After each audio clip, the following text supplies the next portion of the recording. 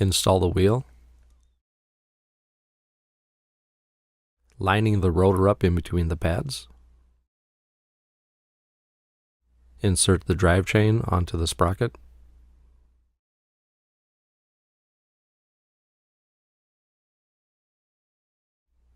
Hold the wheel up, install the axle and adjuster block from the right side. Be sure that the tab on the front of the block is facing the adjuster screw.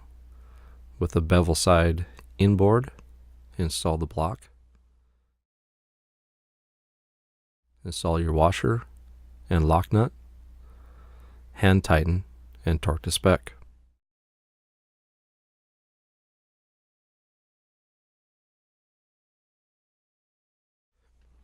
Insert the tab of the upper chain guard into the slot in the back of the rub block.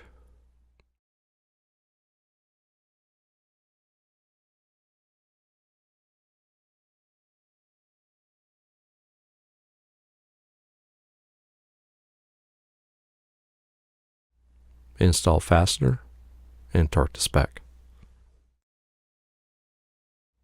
Before finishing, pump the brakes until you feel pressure.